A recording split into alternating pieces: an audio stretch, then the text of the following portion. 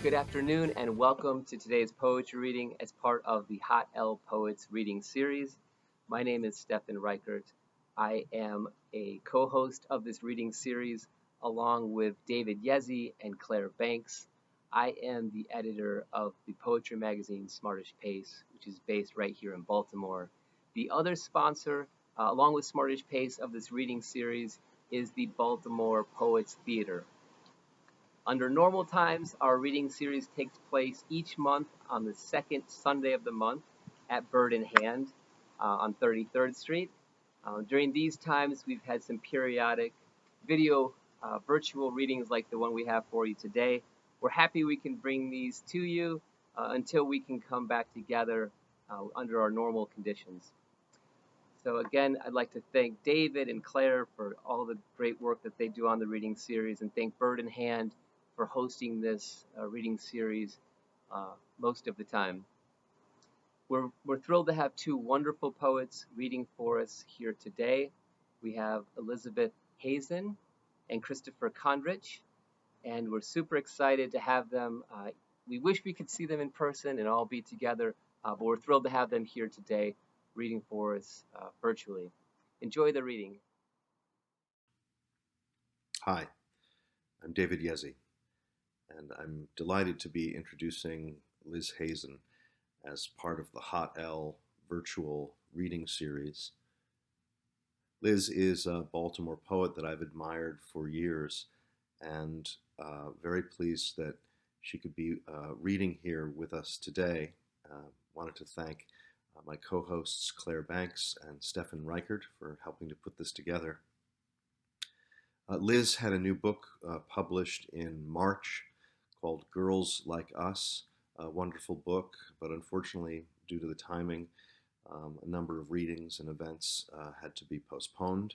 But we're delighted to not have to wait until the all clear to hear her read from this new collection. It was selected recently by Baltimore Magazine as one of the books to read during the pandemic, and Baltimore Magazine praised it as packed with fierce, eloquent, and deeply intelligent poetry focused on female identity and the contradictory personas women are expected to embody. So, please welcome Liz Hazen. Hello, thank you so much for having me, Stefan and Clare and David. I wish that I could be giving this reading in person, but I'm very happy to be here in any case. So I'm going to read a few poems from my more recent book, Girls Like Us, and then maybe a few from my first book, Chaos Series, and a couple of new ones. I'm going to start with a poem from Girls Like Us called Hide and Seek. In childhood, you believed everything was waiting to be found. Think of the rocks your father led you to, the fossils inside, the basement boxes spilling secrets, love letters, photographs, cracked china dolls, handkerchiefs stitched with strange initials.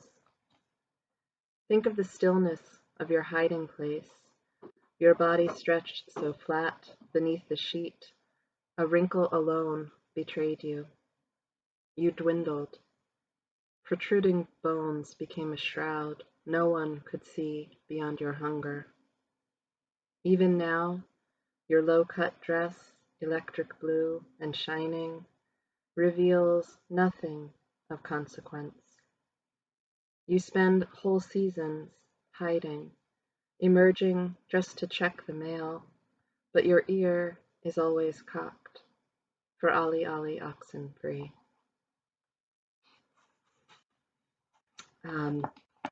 The next poem I'm going to read is the first poem in the second section of the book. The book doesn't really have a narrative, although it does kind of chart the development of a female speaker through most of the poems. And so this poem is about sort of leaving one phase of life and moving into the next, and literally moving in with a partner. This is called Moving Day. We knocked a hole in the wall with the sofa foot, and I bruised my thigh and sprained my thumb. Between my old house and his, the truckload shifted and broke my lamp. No matter. My excess crowds the garage. Chairs, paintings, mismatched plates, my superfluous coffee maker. I, too, am a redundancy. His children close their doors. My mind's an empty drawer, its clutter filed away. My wedding dress, sheathed in plastic, hangs beside costumes from long ago parties. Boxes surround me like fortifications. We consolidate our spices, cull duplicates from our bookshelves. I keep the copies that were mine, my marginal scrawls like relics.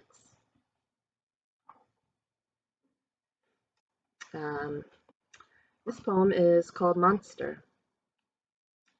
Just now, a sudden ruckus thrusts me from dreaming into darkness, like the snow of an old TV set, a hangover's persistent whine. Stacks of scrapbooks tower like cairns. The rattle at my window beckons like a dare. An opossum, glass between us, cellophane, then mirror. I cry out. I close the curtain, pull it back. In the carport floodlight, teeth like dripping needles. Remnants of my last few meals litter the concrete. I bang the glass with my palms, then flatten myself into bed. If I can't see her, I tell myself, she isn't there.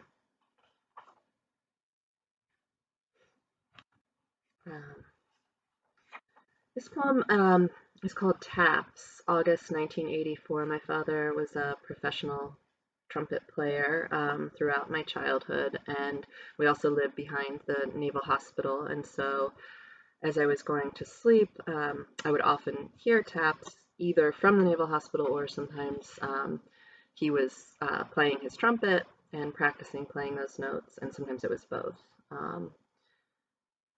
Taps, August 1984. At dusk, my mother pulled the eyelet curtains closed and smoothed me into bed.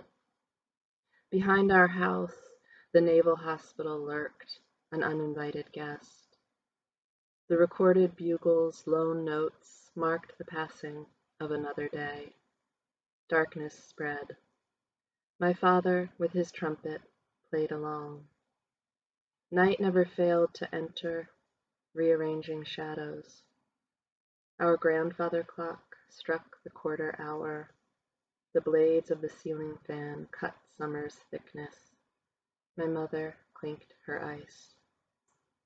Mercy was the smallness of my world. Soldiers paced the perimeter. My bed was a dinghy, my shag rug a wild sea. The dirge became an anthem, and I a warrior, uncertain of her foe.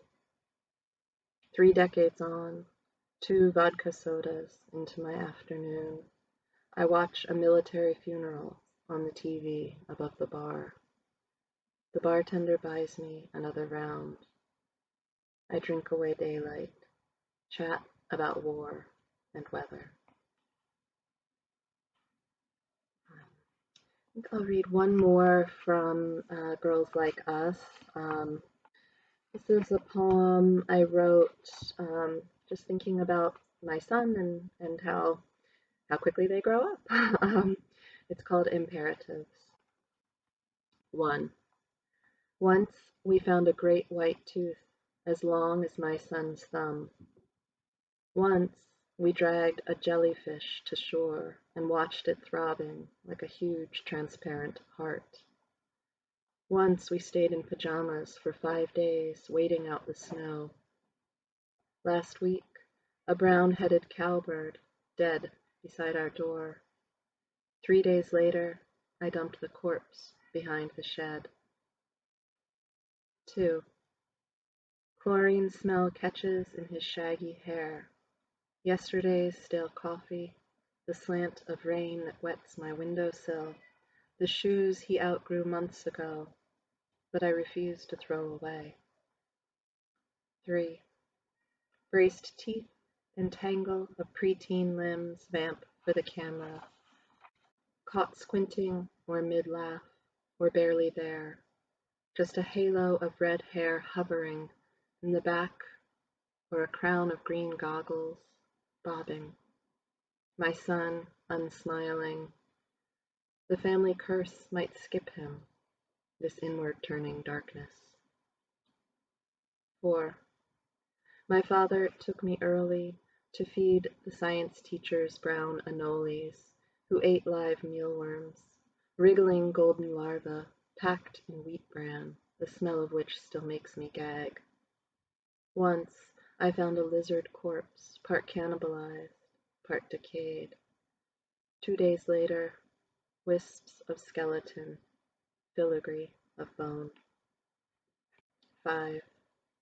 Brown-headed cowbirds lay eggs in others' nests, abandoning their young. Brown anoles eat their molted skin. Sometimes they eat their tails. Sometimes they eat their young. My skin is as thin as testa, seed coat beneath a cracked shell. Now I'm going to read a couple of poems from Chaos Theories. That's my first collection. And this is another poem that is about my son, although in this one he's just an infant. And I guess all you need to know about this is that I managed to make it till about into my 30s without realizing that some nights there's no moon that you can see. It's called First Word in a Time of Mourning. I told myself clouds, but stars confronted me. My cosmic ignorance, speed of light, gravity, the workings of clocks, cell division, fossilization, my skin's elasticity, and some nights the lunar phase that leaves no moon to find. I carried you in circles, eyes angling for crescent, quarter, halo. You pursed your lips, waited for my revelation. If absence could be filled at will, disappointment swept away like ash, if negative spaces did not call us here to shadow, if all it took was gesture, words. But I cannot shift the geometry of space. I have no answers to give you.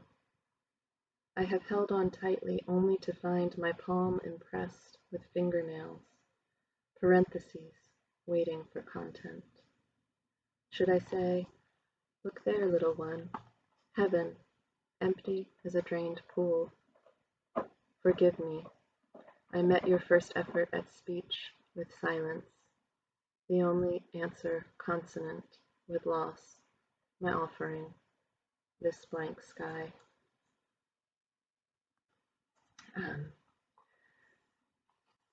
And in a similar vein, another one written when my son was young. This is called Bottom Dwellers. Nothing is wasted here. Carcass of whale feeds whole systems for decades. Nothing is left to rot. Rat-tail fish and sleeper sharks tear into the flesh. Hagfish burrow deep, consuming from within. Mollusks lick clean the bones. Snails leach the mud. So scarce is food, some creatures root themselves in sediment, wait with open mouths to catch dead particles that fall like snow. So scarce is light, their eyes grow large with longing. Some become invisible, some bioluminesce, their organs throbbing blue and green. For millions of years they have skulked the abyssal plain, motherless and hungry. Miles above, ships sail. My son points from the beach, naming them all, container ships, yacht, trawler. With pail and shovel he crouches, collecting sand crabs and seashells. Life spills over edges, ocean into sand, sand into ocean, this splashing, oblivious existence. Now he gathers seaweed, bandaging himself with the slippery strips. Now he shakes himself free, runs along the shoreline, shouting at gulls.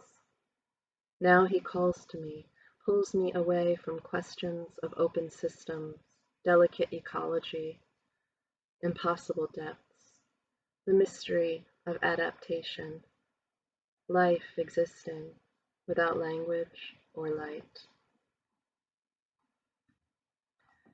I think I will end with a couple of new poems. This is a poem about wanting to drink. It's called White Knuckles, October 2019. The city I stalk is a gauntlet, the dive bar oozing cigarettes, the corner stores 240s for $5, the brew pub, the wine bar, another dive, another corner store, another bar, its happy hour promise, cheaper than therapy. It always starts like this. I only want a nip or two to dull the edge, but one sip becomes a slide. The math of my addiction is easy to manipulate. The addition always adds up to another and another if I open that door. The air still spits summer, and the hallowing ghosts and gourds unnerve me. I should have worn shorts. Should is someone else's scrapbook. All down Union Avenue, skeletons click their plastic bones. The headstones and piles of unhinged jaws read like blown bits of recycling. The bloody handprints on someone's front door, evidence of a captive, punctuate the plea that drips in bright red letters. Save me. Kitty, wants to be saved. I'm going to end with another new poem. This is called Second Marriage. 1. Our bedroom light projects a screen against the backyard trees, green-black leaves rustling. Velvet dark shushes like an orphanage nun. A condenser hisses, and faraway fireworks or gunshots pop. The stand of locust trees plots its next move. I tell myself I'm safe. I tell myself stories about force fields and fate, as if any of us gets what we deserve. And if we did, could we live with what we've earned? 2. Even now, lost in separate reveries, me in the winking darkness, darkest memories, almost lost in shadows of the looming trees, and you in the kitchen, oblivious to me, grinding tomorrow's coffee, tracking down your wayward son. I know how close to drowning I have been. I am grateful for the air up here, the fox's screams, the fireflies' flare, and you're puttering like a well-loved song. I never thought I'd live this long. Thank you so much. Please support the Ivy and Bird in Hand and Smartish Pace, small presses and local bookstores. And if you are interested, my books again are Girls Like Us and Chaos Theories. And thank you so much for taking the time to watch this. Hi, I'm Clare Banks, and I am thrilled to introduce Christopher Kondrich today. Kondrich is the author of Valuing from University of Georgia Press. It was selected by Jericho Brown as a winner of the National Poetry Series and by the Library Journal as the best poetry book of 2019.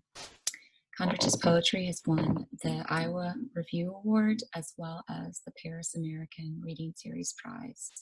He's also won 3 Pushcart Prize nominations.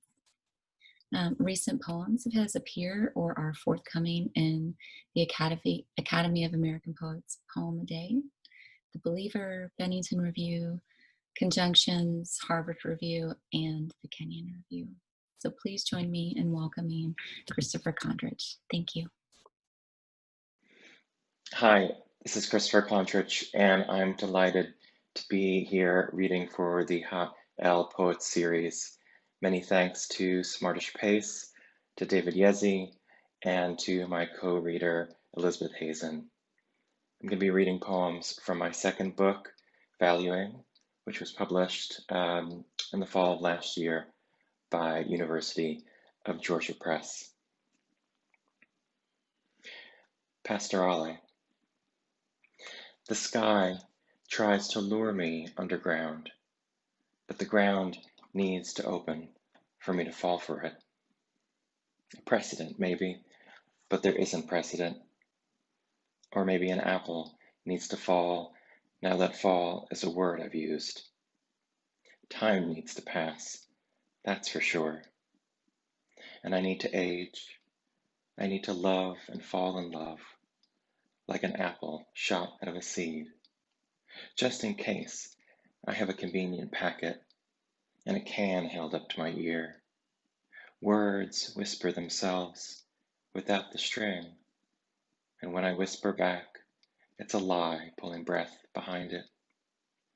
But there aren't enough lies to go around, enough wind to whip them back to my eyes, which do not believe even when I see, which isn't often. Degree of nothing. The face beyond the eyes is the book beyond the hands. I cannot open what I perceive to be a limit. When you are before me, I'm last, lasting. I live as long as you are singing. The end is a passage through another's face. Your eyes are 2 paths I could take. Mouth is a river pushing out, and upstream the bed where I was spawned. You live in the other, like a snail in a shell. I lost my ears trying to hear you. Worn to smooth, skipping rocks, shores recede to the sound of the waves. I discern what you can from fallible clouds and affix it to both of our bodies. I am going to brush the hair of this valley. When I close my eyes, everything gets louder.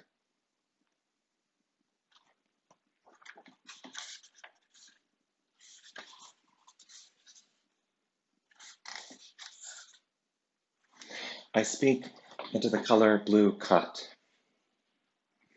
I speak into the color blue cut from the sepia cloth. Speak into the night dangling from the trees. Each word cut from your words, yours truly, on a horse, rearing up to say something like glass I followed here through spangled birch bark, though headless and footless, all the way down. I have to grow a blue world. I have to surrender, soluble to the parallel strokes. I have to make damn sure I get it right this time.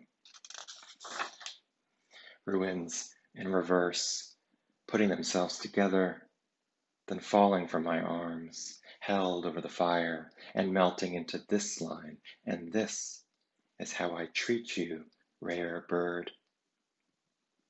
I have a problem with all of this suddenly stopped, all of this quiet. I should speak you into being. I should speak myself across separate leaves into bough that comes out now from my mouth.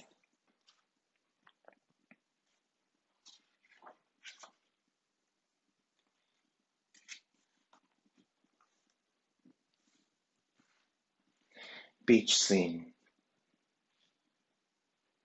I wake up here, like I'm inside a shell boiled open to other people, laughing, angling themselves against the waves. Some have the look of people I'd see on the street. Others are here because there's room. When I turn to you, I am as much myself as where I'll go. So far, I've gone nowhere. I've woken up. I've fed on the air rising out of this oven.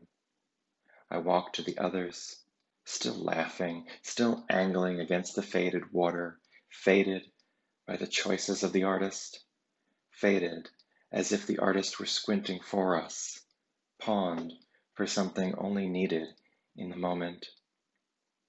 They have green faces that curl like aging leaves. They jump like green spiders, lean beneath their skins, lean like the air is lean and hollow. They have corums of Spanish lime in their hair, luring me further and further in. I don't know what I'm doing. The water finds its way above my eyes.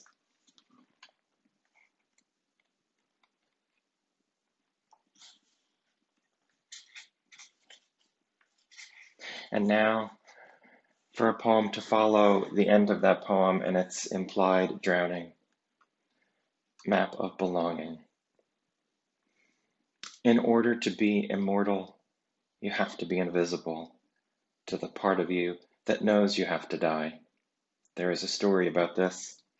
In it, a crane grows to the size of a man's desire to evade death, which is to say, large enough to carry him to the city in the country of perpetual life, a kind of purgatory where money buys poison that doesn't work.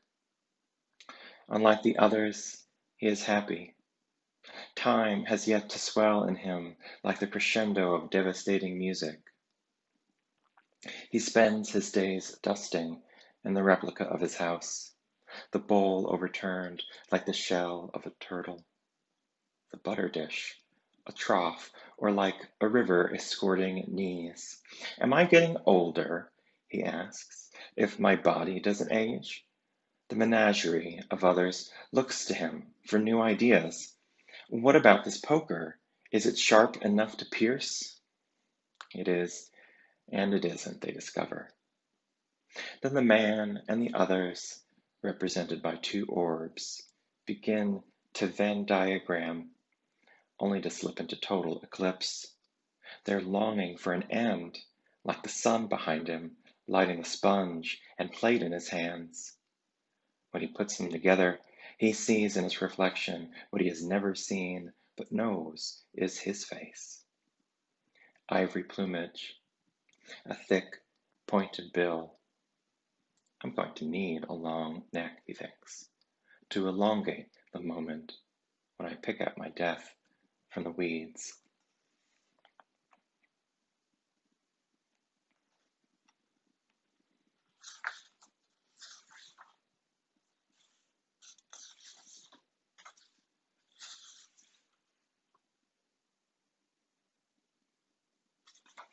Definite article.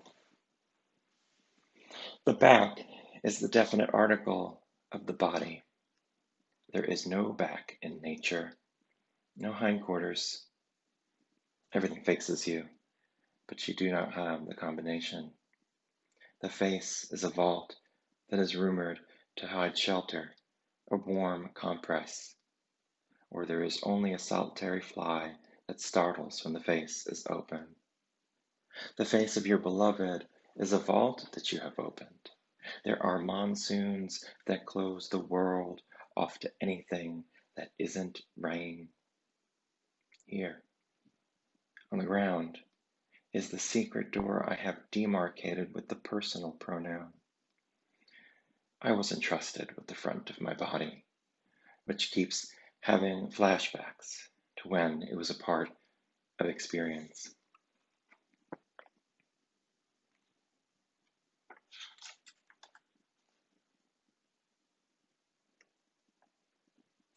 Geometry of echo.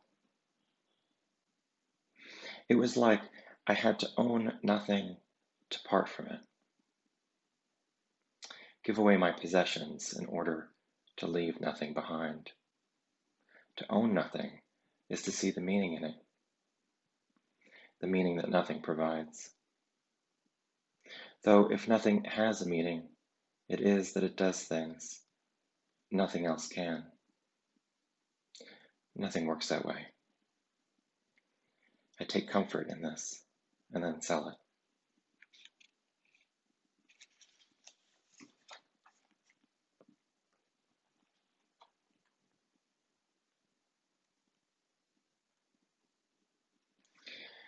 I'm going to end with the last poem in the book, a bit of a love poem. I want to thank everybody for watching and listening, and I hope everyone has a lovely day. And this poem has in it a river that is speaking. Passaic again. Also, I must capture you in song. I must find music to set to this aging and follow the river to my death.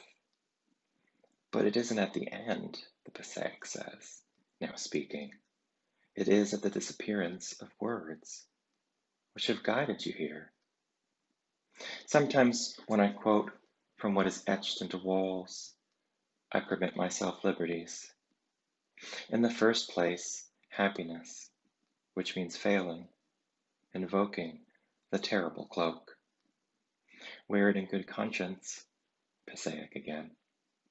Wear it around me, completely, on the banks and shoals and muddy spots of steps.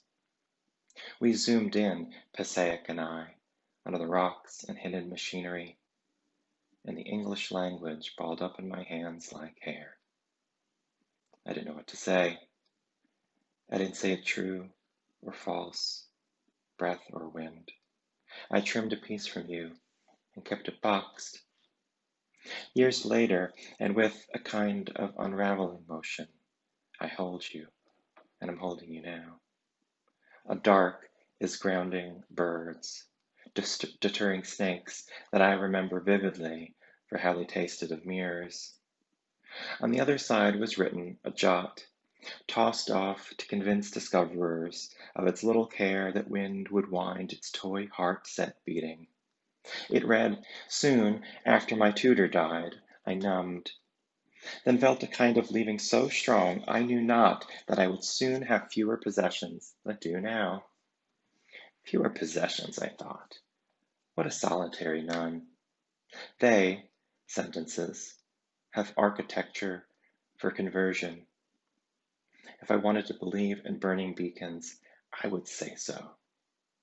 I would wait for those who know what beacons signify. Alone, let me eat no more, nor find you as beautiful as the day we married. You make it more difficult, more like staying when I know I have to fade. Thanks.